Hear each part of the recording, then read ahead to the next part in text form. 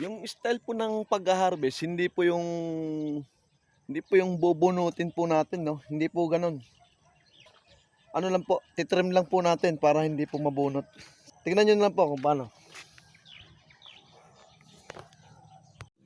Siyempre, yung gugupitin po natin ay yung mga matured na dahon na po, yung mga naunang dahon. Kung wala naman po kayong planong bunutin at gusto niyo pong dire-diretso ang harvest,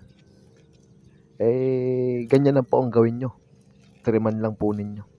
Mayaman po ang pechay sa vitamins, nutrients, proteins na kailangan ng katawan upang manatiling masigla at maging malakas at matatag.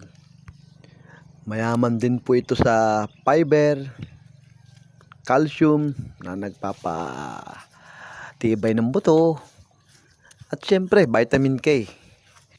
Kaya ugalayin po natin kumain ng pechay at least 2 or 3 times a week para manatili pong malusog ang ating pangangatawan at maging masigla.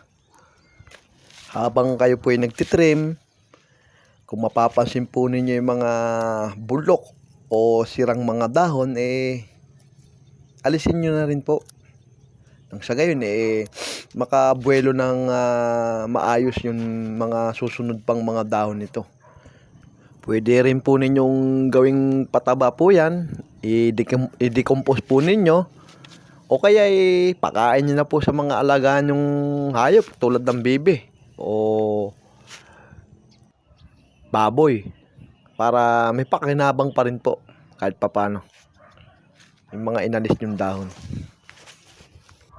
Alisin nyo na rin po yung mga makikita nyo pong mga damo sa paligid ng inyong mga tanim na pechay upang wala pong kaagaw sa sustansya sa lupa ang mga pechay na natanim po ninyo.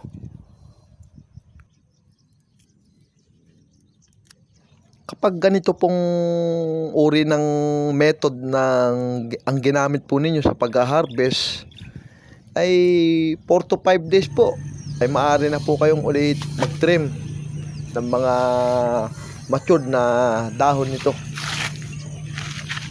Nakita nyo po, no?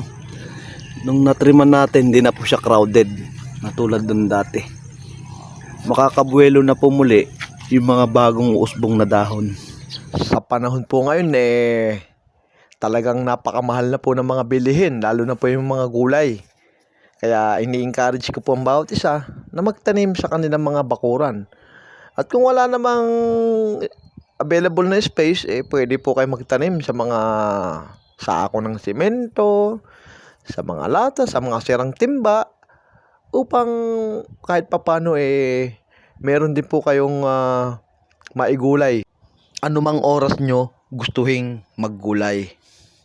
Happy gardening po, ka-brother!